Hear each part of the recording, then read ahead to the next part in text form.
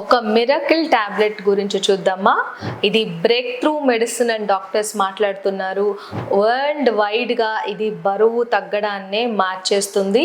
ఈజీగా బరువు తగ్గుతున్నారంటున్నారు. సెలబ్రిటీస్ మాట్లాడుతున్నారు. ఇది నిజంగా మిరకిల్ డ్రగ్గా, ఓవర్ హైప్డ్ డ్రగ్గా, ఇది ఎలా పనిచేస్తుంది, ఎవరు వాడచ్చు, ఎవరు వాడకూడదు, దీని సైడ్ ఎఫెక్ట్స్ ఏంటి, ఒకవేళ ఈ టాబ్లెట్ తీసుకుంటే మనం ఎటువంటి జాగ్రత్తలు పాటించాలి.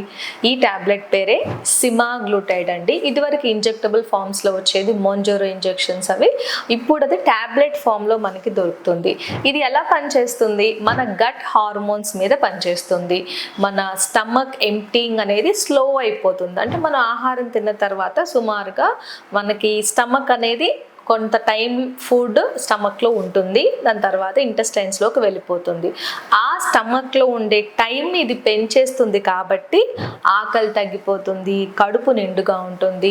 ఇంకా ఫుడ్ వద్దు, బాగా క్రేవింగ్స్ ఉంటుంది కదా కొంతమందికి, ఆహారం తినగానే స్వీట్ తినాలంటారు, మళ్ళీ ఒక గంటకే ఆకలేస్తుంది అంటారు, బరువు పెరిగిపోతూ ఉంటారు, మేము కంట్రోల్ చేసుకోలేకపోతున్నాం అంటారు.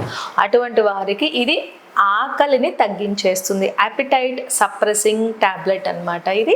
దాంతోపాటు ఇన్సులిన్ పనితనాన్ని కూడా పెంచుతుందండి. ఇన్సులిన్ వర్క్ అంటే ఎప్పుడైతే మనకు అవసరమో ఆ టైంలో ఇన్సులిన్ రిలీజ్ చేస్తుంది. గ్లూకోగాన్ అనే హార్మోన్ లెవెల్ తగ్గించేస్తుంది. షుగర్ కంట్రోల్ చేయడానికి మనకు ఉపయోగపడుతుంది. ఫాస్టింగ్ షుగర్ తగ్గుతుంది. ఆహారం తిన్న తర్వాత పోస్ట్ ప్రాండియల్ షుగర్ తగ్గుతుంది. హెచ్బిఏవన్సీ తగ్గుతుంది. సుమారుగా 2% వరకు మనం హెచ్బిఏవన్సీని తగ్గించుకోవచ్చు.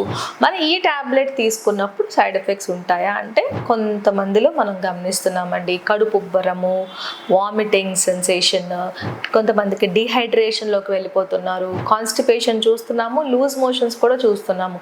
కొన్ని రేర్ సైడ్ ఎఫెక్ట్స్ అనమాట. ప్యాంక్రిటైటిస్ 1%, అంటే 100 మంది ఈ మెడిసిన్ వాడితే ఒక్కరికి ప్యాంక్రిటైటిస్ వచ్చే అవకాశాలు ఉంటాయి అంటున్నారు.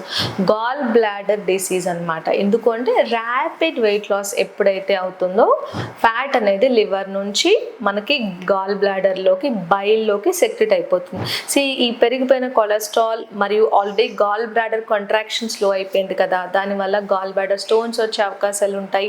కోలిసిస్టైటిస్ వచ్చేస్తుంది కొంతమందిలో. దాని ఇన్సిడెన్స్ ఓన్లీ 3% వరకు ఉండొచ్చు. మరి సైడ్ ఎఫెక్ట్స్ రాకుండా ఉండాలంటే కొన్ని జాగ్రత్తలు పాటించాలి. మన వామిటింగ్ సెన్సేషన్ తగ్గించుకోవచ్చు. ఎలాగా? స్లోగా ఆహారం తినాలి. ఒకేసారి హెవీ మీల్ తినకూడదు. ఆహారం తిన్న తర్వాత కొంచెం సేపు మనం వాకింగ్ చేస్తే మంచిది. హైడ్రేషన్, వాటర్ ఎక్కువగా తీసుకోవాలి. మజిల్ లాస్ ఎక్కువ అవ్వకుండా ఉండాలంటే స్ట్రెంగ్త్ ట్రైనింగ్ చేస్తే మంచిది.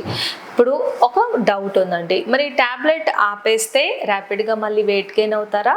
ఖచ్చితంగా అవుతారు. ఈ టాబ్లెట్ ఆపేసిన తర్వాత వెయిట్ గెయిన్ అవ్వే అవకాశాలు ఎక్కువగా ఉంటాయి. ఎందుకంటే మళ్ళీ మనం తిరిగి స్టమక్ ఎంప్టింగ్ టైం ఉంటుంది కదా, అది నార్మల్ టైంకి వచ్చేస్తుంది. మళ్ళీ మనకి ఇదివరకు లాగే ఆకలేస్తుంది, ఎక్కువగా తినే హ్యాబిట్స్ ఆల్రెడీ ఉన్నాయి కదా. సో మన హ్యాబిట్ మార్చుకోవడం చాలా ఇంపార్టెంట్. కేవలం టాబ్లెట్ తీసుకోవడమే కాదండి, మన లైఫ్ స్టైల్ మారిపోవాలి.